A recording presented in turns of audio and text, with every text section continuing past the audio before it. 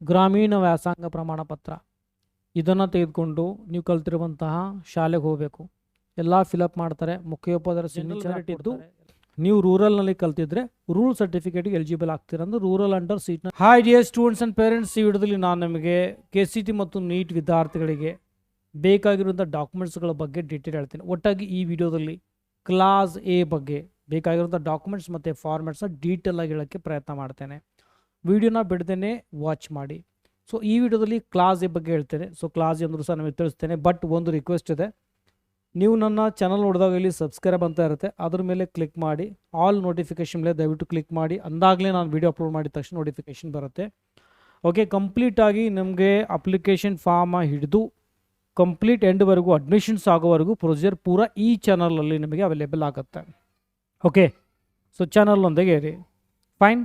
So ನಾವು ಏನೆಲ್ಲ ಈ ಒಂದು ವಿಡಿಯೋದಲ್ಲಿ ಹೇಳಕ್ಕೆ ಹೋಗ್ತಾ ಇದ್ದೆ ನೋಡಿ, ಕ್ಲಾಸ್ ಎ ಬಗ್ಗೆ ನಾನು ನಮಗೆ ತಿಳ್ಸಕ್ಕೆ ಹೋಗ್ತಾ ಇದ್ದೇನೆ. ಕ್ಲಾಸ್ ಎ ಅಂದರೆ ಏನು? ಓಕೆ, ಕ್ಲಾಸ್ ಎ ಅಂದರೆ ಯಾರು ಬರ್ತಾರೆ ಅನ್ನೋದು ಹೇಳ್ತೀನಿ ನೋಡಿ. ಕ್ಲಾಸ್ ಎ ಅಂತಂದರೆ ಒಂದು ವೇಳೆ ವಿದ್ಯಾರ್ಥಿ ಮಿನಿಮಮ್ 7 ಇಯರ್ಸ್ ಸ್ಟಡಿ ಮಾಡಿರಬೇಕು. ಓಕೆ, ಮಿನಿಮಮ್ 7 ಇಯರ್ಸ್ ಸ್ಟಡಿ ಮಾಡಬೇಕು ಅಂದರೆ ಕನಿಷ್ಠ 7 ವರ್ಷ ಓದಿರ್ಬೇಕು. ನೀವು 7 ವರ್ಷ ಅಂದರೆ ಎಕ್ಸಾಕ್ಟ್ಲಿ 7 ವರ್ಷ ಅಂತೇನಿಲ್ಲ, ಒಂದು ಕಂಡೀಷನ್ ಇದೆ. ಯಾರು ಕೌಂಟ್ ಮಾಡಿದ್ರೆ ನೀವು ಒಂದು ವೇಳೆ 3ನೇ 3rd ಸ್ಟ್ಯಾಂಡರ್ಡಲ್ಲಿ ಒಂದು ವೇಳೆ ವಿದ್ಯಾರ್ಥಿ ಫೇಲ್ ಆಗಿದ್ದು ಅಥವಾ 2 ವರ್ಷ ರಿಪೀಟ್ ಆಗಿದ್ದರೆ ಅದನ್ನು ಹಿಡಿಯೋದಿಲ್ಲ. ಓಕೆ, ಒಟ್ಟಾಗಿ ಮಿನಿಮಮ್ 7 ಇಯರ್ ನೀವು ಸಪ್ರೇಟ್ ಪ್ರತಿಯೊಂದು ಅಂದರೆ ಕ್ಲಾಸ್ನ ಹಿಡಿದು ನೋಡಿದಾಗ 7 ವರ್ಷ ಆಗಿರಬೇಕು. ಕಂಡೀಷನ್ ಅದರಲ್ಲಿ 10th ಅಥವಾ PUC ಅಲ್ಲಿ ಕಂಪ್ಲೀಟ್ ಆಗಿರಬೇಕು. ಓಕೆ, ಕೆಲವು ನೋಡಿದ್ದೇನೆ ಮಕ್ಕಳು ಏನು ಮಾಡ್ತಾರೆ ಅಂದರೆ ಎಕ್ಸಾಕ್ಟ್ಲಿ ಒಂದು 1st, 2nd, 3rd ಸ್ಟ್ಯಾಂಡರ್ಡ್ ಬೇರೆ ಕಡೆ ಓದು 5th, 6th, 7th, 8th, 9th, 10th ಎಲ್ಲ ಈ ಕಡೆ ಎಲ್ಲ ಸ್ಟಡಿ ಮಾಡಿರ್ತಾರೆ. ಸೊ ಅಂಥ ವಿದ್ಯಾರ್ಥಿ ಎಲಿಜಿಬಲ್ ಆಗಿದೆ. ಒಟ್ಟಾಗಿ ಕೌಂಟ್ ಮಾಡಿದ್ರೆ ಕನಿಷ್ಠ 7 ವರ್ಷ ಆಗಿರಬೇಕು.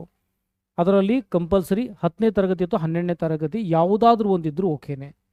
ಕೆಲವು ವಿದ್ಯಾರ್ಥಿಗಳು 11th, 12th ಇಲ್ಲಿ ಓದಿರ್ತಾರೆ, ಉಳಿದಿದ್ದು 1 to 5th ಕರ್ನಾಟಕದಲ್ಲಿ ಸ್ಟಡಿ ಮಾಡೋದು, 6, 7, 8, 9, 10 ಬೇರೆ ಕಡೆ ಸ್ಟಡಿ ಮಾಡಿದ್ರು ಓಕೆನೆ. ಒಟ್ಟಾಗಿ ನೀವು ಕೌಂಟ್ ಮಾಡಿದಾಗ ಕನಿಷ್ಠ 7 ವರ್ಷ ಆಗಿರಬೇಕು. ಅದರಲ್ಲಿ 10ನೇ ತರಗತಿ ಅಥವಾ 12ನೇ ತರಗತಿ ಅಂದರೆ ಈ ಒಂದು PUC ಈ ಒಂದು ಕರ್ನಾಟಕದಲ್ಲಿ ಆಗಿರಬೇಕು. ಎರಡರಲ್ಲಿ ಒಂದಾದರೂ ಆಗಿರಬೇಕು.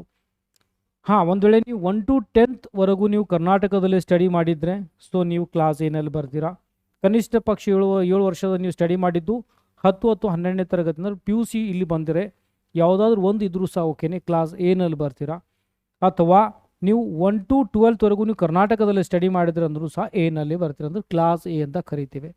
ಓಕೆ, ಆಮೇಲೆ ಕ್ಲಾಸ್ ಬಿ ಬಗ್ಗೆ ಇನ್ನೊಂದು ಸಲ ಹೇಳಿರ್ತೀನಿ. ಒಟ್ಟಾಗಿದ್ದು ಕ್ಲಾಸ್ ಎಗೆ ಸಂಬಂಧಪಟ್ಟಿರುವಂಥದ್ದು. Okay, fine.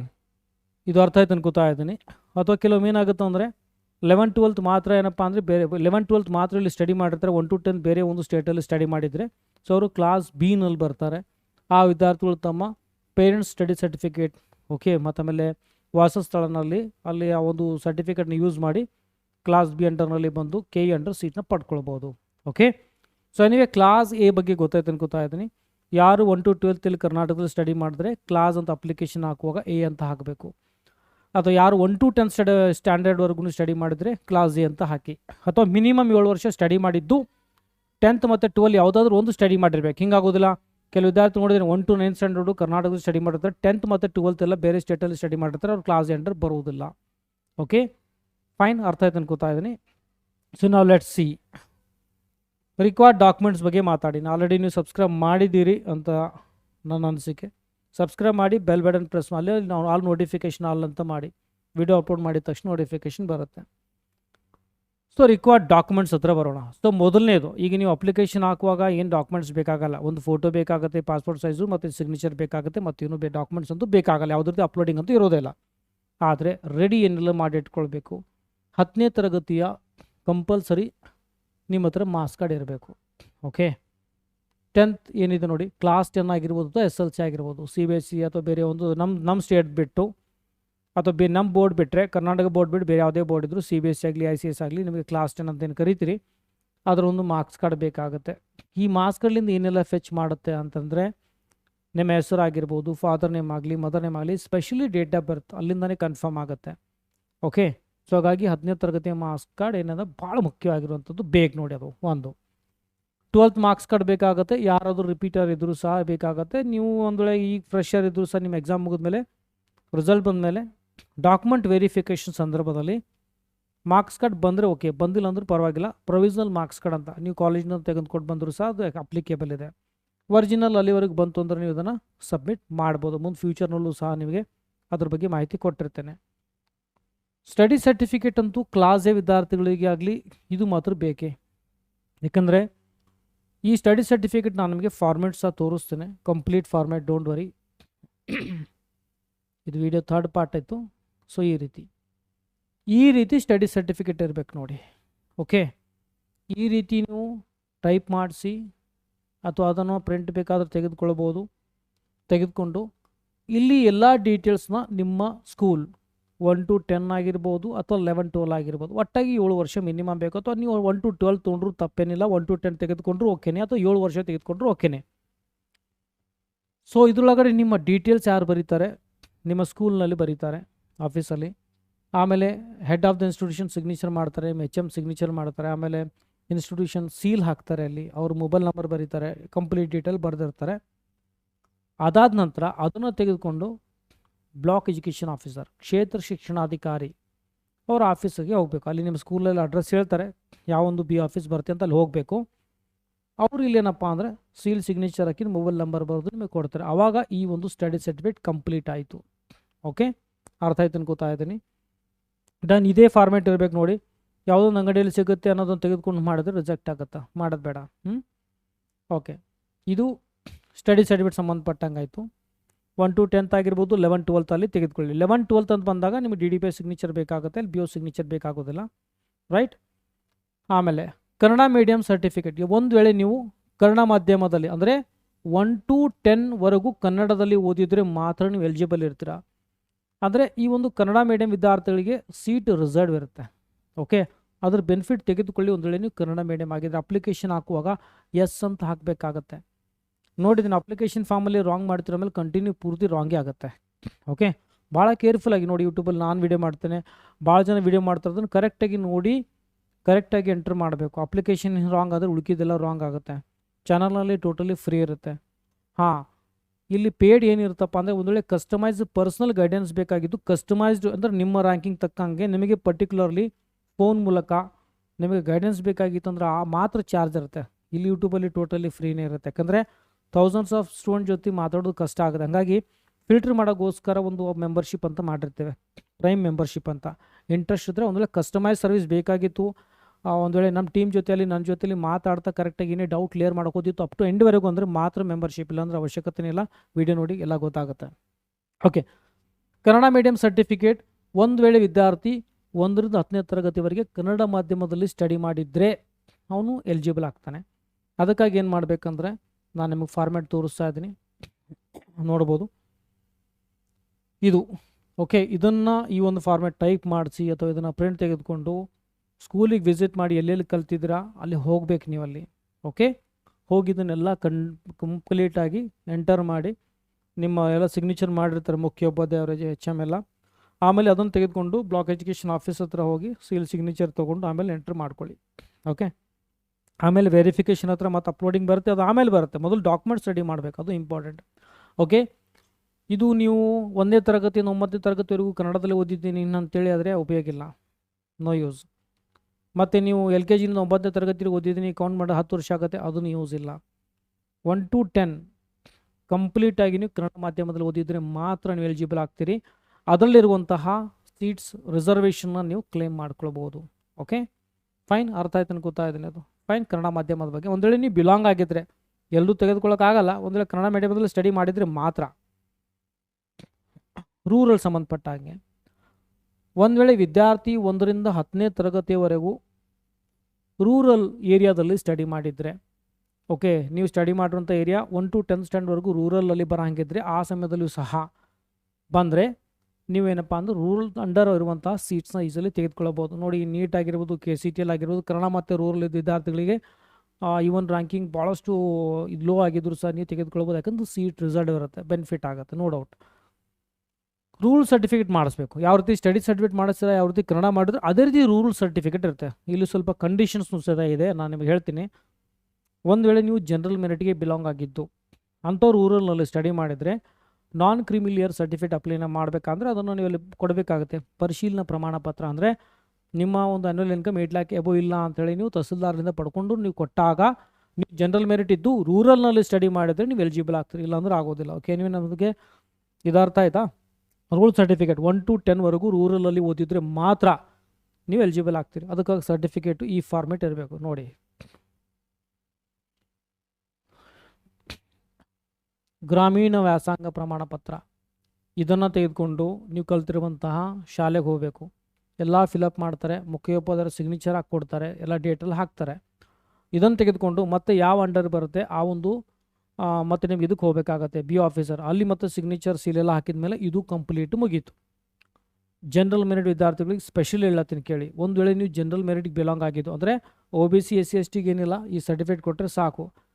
ಒಂದು ವೇಳೆ ನೀವು ಜನರಲ್ ಮೆರಿಟ್ ವಿದ್ಯಾರ್ಥಿ ಆಗಿದ್ದು ರೂರಲ್ನಲ್ಲಿ ಕಲ್ತಿದ್ರೆ ನಿಮಗೆ ಕಂಪಲ್ಸರಿ ಈ ಒಂದು ಗ್ರಾಮೀಣ ಪ್ರಮಾಣ ಪತ್ರ ಜೊತೆಗೆ ಪರಿಶೀಲನಾ ಪ್ರಮಾಣ ಪತ್ರ ಕೊಡಬೇಕಾಗತ್ತೆ. ಇದನ್ನು ತಹಸೀಲ್ದಾರ್ಲಿಂದ ಪಡ್ಕೊಳ್ಬೇಕು. ಇದೇ ಫಾರ್ಮೆಟ್ ಅಂತಿಲ್ಲ, ಅಲ್ಲಿ ಹೋಗಿ ಅಲ್ಲಿ ವಿಚಾರಿಸಿ ಪರಿಶೀಲನಾ ಪ್ರಮಾಣ ಪತ್ರ ಯಾ NCL ಸರ್ಟಿಫಿಕೇಟ್ ಅಂತ ಹೇಳಿ, ಓಕೆ, ಅದನ್ನು ಕೊಟ್ಟಾಗ ಜನರಲ್ ಮೆರಿಟ್ ಇದ್ದು ನೀವು ರೂರಲ್ನಲ್ಲಿ ಕಲ್ತಿದ್ರೆ ರೂಲ್ ಸರ್ಟಿಫಿಕೇಟಿಗೆ ಎಲಿಜಿಬಲ್ ಆಗ್ತೀರ. ಅಂದರೆ ರೂರಲ್ ಅಂಡರ್ ಸೀಟ್ನ ನೀವು ಕ್ಲೇಮ್ ಮಾಡ್ಕೊಳ್ಬೋದು.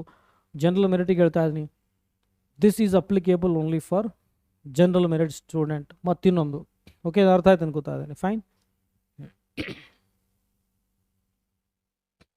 ಓಕೆ, ಇದು ರೂರಲ್ದಾಯಿತು. ಫೈನಲಿ ಕಾಸ್ಟ್ ಮತ್ತು ಇನ್ಕಮ್ ಸರ್ಟಿಫಿಕೇಟ್ ಸಂಬಂಧಪಟ್ಟಾಗ ಹೇಳಬೇಕು ಅಂದರೆ ನೋಡಿ, ಕಾಸ್ಟ್ ಆ್ಯಂಡ್ ಇನ್ಕಮ್ ಸರ್ಟಿಫಿಕೇಟ್ ಇದು ನೀವು ಒಂದು ವೇಳೆ ನೀವು ಯಾವ ಕ್ಯಾಟಗರಿಗೆ ಬಿಲಾಂಗ್ ಆಗ್ತೀರಾ. ನಮ್ಮ ಸ್ಟೇಟಲ್ಲಂತೂ OBC ಅನ್ನಲ್ಲ, ನಮ್ಮಲ್ಲಿ 2A 2B 3A ರೀತಿ ಅಂತೀವಲ್ಲ, ಒಂದು ಗ್ರೂಪಲ್ಲಿ ಬರುತ್ತೆ. ನೀವು 2A ಬಿಲಾಂಗ್ ಆದರೆ 2A ಸರ್ಟಿಫಿಕೇಟ್ ಮಾಡಿಸಿ, 3B ಬಿಲಾಂಗ್ ಆದರೆ 3B ಸರ್ಟಿಫಿಕೇಟ್ ಮಾಡಿಸಿ. ಓಕೆ, ಮತ್ತೊಂದು ಸ್ಪೆಷಲಿಟಿ ಏನು, ಇನ್ಕಮ್ ಸರ್ಟಿಫಿಕೇಟ್ ಸ್ಪೆಷಲಿ. ಇಲ್ಲಿ ಏನಾಗುತ್ತಂದರೆ ಇನ್ಕಮ್ ಸ್ಪೆಷಲಿ ಇಂಜಿನಿಯರಿಂಗ್ ಕೋರ್ಸಸ್ ಯಾವುದೇ ಆಗಲಿ, ನೀವು ಜನರಲ್ ಮೆರಿಟ್ ಆದರೂ ಸಹ ಇನ್ಕಮ್ ತೆಗೆದುಕೊಳ್ಬೋದು. ಓಕೆ, ತಹಸೀಲ್ದಾರಿಂದ ಇನ್ಕಮ್ ಸರ್ಟಿಫಿಕೇಟ್ ಅಂದರೆ ನೀವು ಜನರಲ್ ಮೆರಿಟ್ ಆಗಿದ್ದರೂ ಸಹ ತೆಗೆದುಕೊಳ್ಬೋದು. ಅದು ವರ್ಗ ಅಂತ ಸಪ್ರೇಟ್ ಇರುತ್ತೆ, ಅದಕ್ಕೆ ವಿಡಿಯೋ ಸಪ್ರೇಟ್ ಮಾಡ್ತೇನೆ. ಅದರಿಂದ ನಿಮಗೆ ಭಾಳ ಕಡಿಮೆ ದುಡ್ಡಲ್ಲಿ ನಿಮಗೆ ಇಂಜಿನಿಯರಿಂಗ್ ಸೀಟ್ ತೆಗೆದುಕೊಳ್ಬೋದು. ಒಂದು ವೇಳೆ ನಿಮ್ಮ ಇನ್ಕಮ್ ಆ ಒಂದು ಲೆವೆಲಲ್ಲಿ 8 ಲ್ಯಾಕ್ ಬಿಲೋ ಇದ್ದರೆ ಅದಕ್ಕೆ ಸಂಬಂಧಪಟ್ಟ ಹಾಗೆ ನಾನು ಸಹ ವಿಡಿಯೋ ಮಾಡಿರ್ತೇನೆ ಸಪ್ರೇಟಾಗಿ. ಓಕೆ, ಅಂದರೆ ಇನ್ಕಮ್ ಜನರಲ್ ಮೆರಿಟ್ ಇದ್ರೂ ಸಹ ಇನ್ಕಮ್ ಸರ್ಟಿಫಿಕೇಟ್ ಪ್ರೊವೈಡ್ ಮಾಡಿ. SNQ ಅಂಡರ್ ಅಂದರೆ ಸ್ಪೆಷಲಿ ಬರೀ ಇಂಜಿನಿಯರಿಂಗ್ ಮಾತ್ರ ಅವೈಲೇಬಲ್ ಇರ್ತದೆ, ಅದರ ಅಂಡರ್ ನೀವು ಸೀಟ್ ಬೇಕಾದರೂ ತೆಗೆದುಕೊಳ್ಬೋದು, ಬೆನಿಫಿಟ್ ಇದೆ. ಕಾಸ್ಟ್ ಆ್ಯಂಡ್ ಇನ್ಕಮ್ ಸರ್ಟಿಫಿಕೇಟ್ ತಹಸೀಲ್ದಾರ್ಲಿಂದನೇ ಪಡಿಬೇಕು, ಪಡ್ಕೊಂಡು ಅದನ್ನು ನೀವು ಸಬ್ಮಿಟ್ ಮಾಡಿ. ಓಕೆ, ಅದನ್ನು ಬೇಕಾಗುತ್ತೆ. ಅಪ್ಲೈ ಮಾಡಿ ಇತ್ತು, ಅದ್ರ ವ್ಯಾಲಿಡಿಟಿ ಇತ್ತು ಅಂದ್ರೆ ಪರವಾಗಿಲ್ಲ, ಅದನ್ನು ಯೂಸ್ ಮಾಡ್ಕೊಳ್ಳಿ. ಆಮೇಲೆ ಇದು ಭಾಳ ಮುಖ್ಯವಾಗಿರುವಂಥದ್ದು, ಯಾಕಂದರೆ 371J ಸರ್ಟಿಫಿಕೇಟ್ ಈ ಒಂದು HK ರೀಸನ್ನಲ್ಲಿ ಏನಪ್ಪ ಅಂದ್ರೆ 70% ಸೀಟ್ಗಳು ರಿಸರ್ವ್ ಇರುತ್ತೆ. MBBS ಡೆಂಟಲ್ ಯಾವುದೇ ಕಾಲೇಜ್ ಆಗಲಿ. ಮೇಜರ್ ಬೆನಿಫಿಟ್ ಏನಂದರೆ ಭಾಳ ಜನ ಮಕ್ಳಿಗೆ ನೋಡಿದ್ರೆ ಇದೆಲ್ಲ ಯಾಕೆ ಅಪ್ಲೈ ಮಾಡಬೇಕು, ಬೇಡ ನಮಗೆ ಅಂತಾರೆ. ಯಾಕಂದರೆ ನಿಮಗೆ ಸೀಟ್ ರಿಸರ್ವ್ ಇರುತ್ತೆ, ನೀವು ಅದನ್ನು ಮಿಸ್ ಮಾಡ್ಕೊಳ್ಳೋದು ಬೇಡ. ಇದುವರೆಗೂ ಯಾರು ಅಪ್ಲೈ ಮಾಡಿಲ್ಲ, ಅಪ್ಲೈ ಮಾಡಿ ಅದನ್ನು ತೆಗೆದುಕೊಳ್ಳಿ. ಓಕೆ, ಅದು ಬೇಗನೆ ಆಗುತ್ತೆ, ಅಷ್ಟೊಂದು ಟೈಮ್ ಕನ್ಸ್ಯೂಮಿಂಗ್ ಪಾರ್ಟ್ ಇಲ್ಲ. ಸೊ ಹಾಗಾಗಿ ಇದನ್ನು ಮಿಸ್ ಮಾಡ್ಕೊಳ್ಬೇಡಿ. ಯಾರು HK ರೀಸನ್ ಅಂಡರ್ ಇರ್ತೀರಾ, ಸೀಟ್ ರಿಸರ್ವ್ ಇಲ್ಲಿನೂ ಅಲ್ಲ, ಈವನ್ ಆಲ್ ಓವರ್ ಕರ್ನಾಟಕದಲ್ಲೂ ಮಿನಿಮಮ್ 8% ಅಲ್ಲಿ ರಿಸರ್ವೇಷನ್ ಇರುತ್ತೆ. ಅದರ ಬೆನಿಫಿಟ್ ತೆಗೆದುಕೊಳ್ಳೋದನ್ನ ಮರಿಬೇಡಿ, ದಯವಿಟ್ಟು ಇದು ಸರ್ಟಿಫಿಕೇಟ್ನ ಮಾಡಿಸಿ. ಡನ್. ಇದಕ್ಕೇನು ಫಾರ್ಮೇಟ್ ಅಂತಲ್ಲ, ಹೋಗಿ ಅಪ್ಲೈ ಮಾಡಿ. ಗೌರ್ಮೆಂಟಿಂದ ಯೂಸಲಿ ಇದು ನಿಮಗೆ ಬಂದುಬಿಡುತ್ತೆ, ಅಂದರೆ ತಹಸೀಲ್ದಾರ್ಲಿಂದನೇ.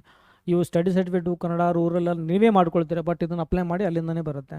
ಓಕೆ, ಅದರಂಥ ಫಾರ್ಮೇಟ್ ಇದೆ, ಅಲ್ಲಿಂದ ಬರುತ್ತೆ. ಮತ್ತು ಲಿಂಗ್ವಿಸ್ಟಿಕ್ ಮತ್ತು ರಿಲಿಜಿಯಸ್, ಇಲ್ಲೇನಾಗುತ್ತೆ, ಲಿಂಗ್ವಿಸ್ಟಿಕ್ ಅಂತ ಬಂದಾಗ ತೆಲುಗು ಆಗಿರ್ಬೋದು, ತಮಿಳ್ ಆಗಿರ್ಬೋದು, ತೆಲುಗು ತಮಿಳ್ ಸರ್ಟಿಫಿಕೇಟ್ ಆಗಿರ್ಬೋದು. ಓಕೆ, ಆಮೇಲೆ ರಿಲಿಜಿಯಸ್ ಅಂತ ಬಂದಾಗ, ಓಕೆ, ರಿಲಿಜಿಯಸ್ ಅಂತ ಬಂದಾಗ ನಿಮಗೆ ಒಂದು ತುಳುನೂ ಬರುತ್ತೆ. ಓಕೆ, ತೆಲುಗು ತಮಿಳ್ ತುಳು ಈ 3 ಲಿಂಗ್ವಿಸ್ಟಿಕ್ನಲ್ಲಿ ಬರುತ್ತೆ. ರಿಲಿಜಿಯಸ್ ಬಂದಾಗ ಅದು ಯಾವುದು ಕ್ರಿಶ್ಚಿಯನ್ ಆಗಿರ್ಬೋದು ಅಥವಾ ಮುಸ್ಲಿಂ ಮೈನಾರಿಟಿ ಆಗಿರ್ಬೋದು. ಓಕೆ, ಇದು ಒಂದು ಸರ್ಟಿಫಿಕೇಟ್ನ ಇಲ್ಲಿಂದ ಸ್ಪೆಷಲಿ ಇದನ್ನು ಯೂಸಲಿ ನಿಮಗೆ ಸ್ಕೂಲಿಂದ ಪಡ್ಕೊಳ್ಬೋದು. ಡೀಟೇಲ್ ಬೇರೆ ಮಾಡಿರ್ತೇನೆ. ಇದನ್ನು ಏನಪ್ಪ ಅಂದರೆ ಇದರಲ್ಲಿ ತಹಸೀಲ್ದಾರಿಂದ ಪಡ್ಕೊಳ್ತೀರಾ. ಓಕೆ, ಮೈನಾರಿಟಿ ಸರ್ಟಿಫಿಕೇಟ್ ಅಂತ. ಈ ಸರ್ಟಿಫಿಕೇಟ್ನಿಂದ ಏನಾಗುತ್ತೆ, what is a speciality, private quota ಅಂದರೆ 11 ಲಕ್ಷದ ಫೀಸ್ ಇರುತ್ತೆ ನೋಡಿ, ಅಲ್ಲಿ ಇದನ್ನು ಸರಳವಾಗಿ ನೀವು ತೆಗೆದುಕೊಳ್ಬೋದು. ಇವನ್ ಅಂಕಗಳು ಕಡಿಮೆ ಇದ್ದರೂ ಸಹ ನಿಮಗೆ ಸರ್ಟಿಫಿಕೇಟ್ ಇದ್ದರೆ ಈಸಿಲಿ ತೆಗೆದುಕೊಳ್ಬೋದು. ಇದು ನಿಮಗೆ ಗೌರ್ಮೆಂಟ್ ಸೀಟಿಗೆ ಲಭ್ಯ ಇರೋದಿಲ್ಲ. ಓನ್ಲಿ ಪ್ರೈವೇಟ್ ಕೋಟಾ ಅಂದ್ರೆ 11 ಲ್ಯಾಕ್ ಸೀಟಿಗೆ. ಒಂದು ವೇಳೆ ಇಂಟ್ರೆಸ್ಟ್ ಇದ್ದರೆ ನೀವು ಮಾರ್ಕ್ಸ್ ಭಾಳಷ್ಟು ಏನಪ್ಪ ಅಂತ ದೂರ ಹೋಗಿತ್ತು, ರ್ಯಾಂಕಿಂಗ್ ಭಾಳ ಲೋ ಆಗಿತ್ತು ಅಂದರೆ ಈ ಸರ್ಟಿಫಿಕೇಟ್ ಮೂಲಕ ನೀವು 11 ಲ್ಯಾಕ್ ಸೀಟ್ ತೆಗೆದುಕೊಳ್ಬೋದು. It is better than deemed university ಅಥವಾ ಡೈರೆಕ್ಟ್ ಅಡ್ಮಿಷನ್ ತೊಗೊಂಡು 1.2 1.3 ಹೇಳ್ತಾರೆ. ಇದ್ರ ಮೂಲಕ ನಿಮ್ಮ 40 to 50 ಲ್ಯಾಕ್ ಅನ್ಕೊ 50-55 ಲ್ಯಾಕ್ವರೆಗೂ ಇದು ಮುಗಿಯುತ್ತೆ. ಓಕೆ, ಸೊ ಆಲ್ರೆಡಿ ಇದಕ್ಕೆ ಸಂಬಂಧಪಟ್ಟಾಗ ಆಲ್ರೆಡಿ ನಿಮಗೆ ತೋರಿಸಿದ ನೀವೆಲ್ಲ ಡಾಕ್ಯುಮೆಂಟ್ ಸಂಬಂಧಪಟ್ಟ ಹಾಗೆ. ರೈಟ್, ಕ್ಲಿಯರ್ ಆಯ್ತು ಅನ್ಕೋತಾ ಇದ್ದೀನಿ. ಚಾನಲ್ ಇದ್ದವ್ರಿಗೆ ಸಬ್ಸ್ಕ್ರೈಬ್ ಮಾಡಿಲ್ಲ, ಸಬ್ಸ್ಕ್ರೈಬ್ ಮಾಡಿ. ಒಂದು ಸ್ಮಾಲ್ ರಿಕ್ವೆಸ್ಟ್, ಮ್ಯಾಕ್ಸಿಮಮ್ ನನಗೆ ನೀವು ದಯವಿಟ್ಟು ಶೇರ್ ಮಾಡಿ. ಯಾಕಂದರೆ ಭಾಳ ಜನ ನೋಡಿದ್ದೇನೆ ಒಳ್ಳೆ ಅಂಕಗಳು ಇರ್ತವೆ, ಚೆನ್ನಾಗಿ ಕಾಲೇಜ್ ಸಿಕ್ಕಿರೋದಿಲ್ಲ. ಒಳ್ಳೆ ಅಂಕಗಳಿದ್ದು ಸಹ ಡಾಕ್ಯುಮೆಂಟ್ಸ್ ಯಾವುದೋ ಇದರಿಂದಾಗಿ ಅವರು ಒಂದು ಅಪರ್ಚುನಿಟಿ ಮಿಸ್ ಮಾಡ್ಕೊಳ್ತಾರೆ. ರಿಸರ್ವೇಷನ್ ಅವರು ಕ್ಲೇಮ್ ಮಾಡೋಕ್ಕಾಗಲ್ಲ. ಯಾಕಂದರೆ ತಪ್ಪಾದರೆ ಇಂಥೂ ಆಗಬಾರ್ದು ಸ್ಟಡಿನಲ್ಲಿ ಏನೇ ಆಗಲಿ. ಬಟ್ ಚೆನ್ನಾಗಿ ಸ್ಟಡಿ ಮಾಡಿದ್ದು ಒಳ್ಳೆ ಕಾಲೇಜ್ ಸಿಗಲ್ಲ, ಡಾಕ್ಯುಮೆಂಟ್ಸ್ ಪ್ರಾಬ್ಲಮ್ನಿಂದ ಮಿಸ್ ಆಯಿತು ಅನ್ನೋದು ಭಾಳಷ್ಟು ಕೇಳಿದ್ದೇನೆ. ಓವರಾಲ್ ಹೇಳ್ತೀನಿ, ಪ್ರತಿ ವರ್ಷ 15-20% ಇದೇ ಮಿಸ್ಟೇಕ್ ಆಗುತ್ತೆ. ಓಕೆ, ಇದೊಂದು ಸರ್ವಿಸ್ ಇದೆ ಯೂಟ್ಯೂಬಲ್ಲಿ, ಮ್ಯಾಕ್ಸಿಮಮ್ ಟೋಟಲ್ ಇಲ್ಲಂತೂ ಫ್ರೀನೇ ಇರುತ್ತೆ. ನಾವು ಯಾವಾಗ ಚಾರ್ಜ್ ಮಾಡ್ತೀವಿ ಅಂದರೆ ಪರ್ಟಿಕ್ಯುಲರ್ಲಿ ಮೆಂಬರ್ಶಿಪ್ ಬೇಕು ಅಂದಾಗ, ಕಸ್ಟಮೈಸ್ಡ್ ಸರ್ವಿಸ್ ಬೇಕಂದಾಗ, ಕಾಲೇಜು ಅದರ ರ್ಯಾಂಕಿಂಗು ಅದರ ಕಟ್ ಆಫ್ ಯಾವ ರೀತಿ ನೀವು ಆಪ್ಷನ್ ಎಂಟ್ರಿ ಹಾಕಬೇಕು, ಏನು ಡೌಟ್ ಇದೆ, ಏನು ಡಿಸಿಷನ್ ತೊಗೋಬೇಕೀಗ, ಇಂಥವೆಲ್ಲ ಒಂದು ಸ್ಟೆಪ್ಸ್ಗೆ ಮಾತ್ರ ಯೂಸಲಿ ನಾವು ಪರ್ಟಿಕ್ಯುಲರ್ ಅಂದರೆ ಡೈರೆಕ್ಟಾಗಿ ನಾವು ಪೇರೆಂಟ್ ಜೊತೆ ಮಾತಾಡಿ ಫೈನಲ್ ಒಂದು ಡಿಸಿಷನ್ ಹೇಳ್ತೇವೆ. ಏನು ಮಾಡಬೇಕೆನ್ನೋದು ಕಂಪ್ಲೀಟ್ ಅಡ್ಮಿಷನ್ಸ್ ಆಗೋವರೆಗೂ ನಾವು ಗೈಡ್ ಮಾಡ್ತೇವೆ. ಅದಕ್ಕೆ ಮಾತ್ರ ಚಾರ್ಜ್ ಇರುತ್ತೆ. ಯೂಟ್ಯೂಬಲ್ಲಿ ಹೇಳ್ತಾ ಇದ್ದೀನಲ್ಲ, ಸ್ಟಾರ್ಟಿಂಗ್ನೊಂದು ಎಂಡ್ವರೆಗೂ ಟೋಟಲಿ ಫ್ರೀನೇ ಇರುತ್ತೆ. ಇದು ನೋಡ್ತಾ ಹೋದರೂ ಸಹ ನೀವು ಈಸಿಲಿ ಮಾಡ್ಕೊಳ್ಬೋದು. ನಿಮಗೆ ಸರ್ವಿಸ್ ಬೇಕು ನಿಮಗೆ ಡಿಸಿಷನ್ ಆಗಲಿ ಏನಾದರೂ ಒಂದು ಡಿಸ್ಕಸ್ ಮಾಡೋಕೆ ಒಬ್ಬರು ಯಾರಾದರೂ ಒಂದು ಅದ್ರ ಬಗ್ಗೆ ನಾಲೆಜ್ ಇದ್ರಿಗೆ ಬೇಕು ಅಂದ್ರೆ ಮಾತ್ರ ಮೆಂಬರ್ಶಿಪ್ ತೆಗೆದುಕೊಳ್ಬೋದು. ಬ್ರೋಕರಿಂದ ಹುಷಾರಾಗಿರಿ. ಭಾಳಷ್ಟು ಕಡೆ ರೀಸನ್ ನೋಡಿದ್ದೇನೆ, ಸ್ಪೆಷಲಿ ಬೆಂಗಳೂರು ರೀಸನಲ್ಲಿ 30,000 40,000 50,000 ತೊಗೊಳ್ತಾರೆ. ನಿಮಗಲ್ಲಿ ಯಾವುದೇ ರೀತಿ ನಿಮಗಲ್ಲಿ ಆ ಒಂದು ಸರ್ವಿಸ್ ಪ್ರಾಪರಾಗಿ ಸಿಗೋದಿಲ್ಲ, ಫೇಕ್ ಮಾಡ್ತಾರೆ. ಲಾಸ್ಟ್ ಟೈಮ್ ನೋಡಿದ್ದೇನೆ 2 to 5 lakh rupees ಎಕ್ಸ್ಟ್ರಾ ಮೊದಲನೇ ಅಡ್ವಾನ್ಸ್ ತೊಗೊಳ್ತಾರೆ. ಎಲ್ಲ ಸುಳ್ಳು ಹೇಳ್ತಾರೆ, ನಿಮ್ಗೆ ಅಲ್ಲಿ ಇಲ್ಲಿ ಅದು ಇಸ್ಕೊಡ್ತೀವಿ ಏನೂ ಆಗೋದಿಲ್ಲ. ಭಾಳ ಜನ ಮೋಸ ಹೋಗ್ತಾರೆ. So be careful. Okay, so anyway YouTube channel ಅಂದರೆ ಈ ಒಂದು ಚಾನಲಲ್ಲಿ ಆಗಿರ್ಬೋದು, ಯೂಟ್ಯೂಬ್ನಲ್ಲಿ ಭಾಳ ಜನ ಕಂಟೆಂಟ್ ಮಾಡಿದ್ರೆ ಅವೆಲ್ಲ ನೋಡಿದ್ರು ಸಹ ನಿಮಗೆ ಸರಳ ಆಗುತ್ತೆ. ಯಾವುದೇ ರೀತಿ ಭಾಳಷ್ಟು ದುಡ್ಡು ಬೇಡಿದ್ರೆ ಅದ್ರ ಮೊರೆ ಹೋಗಬೇಡಿ. ಯಾಕಂದರೆ ಟೋಟಲ್ ಇದು ಸಾಫ್ಟ್ವೇರ್ನಿಂದ ನಡೆಯುತ್ತೆ, ಟ್ರಾನ್ಸ್ಪರೆಂಟ್ ಇರುತ್ತೆ ಟೋಟಲಾಗಿ. Okay fine. ಈ ವಿಡಿಯೋದಲ್ಲಿ ಇಷ್ಟೇ, ಮತ್ತೆ ಸಿಗೋಣ ಮುಂದೆ ವಿಡಿಯೋದಲ್ಲಿ. ಟೇಕ್ ಕೇರ್, ಬಾಯ್.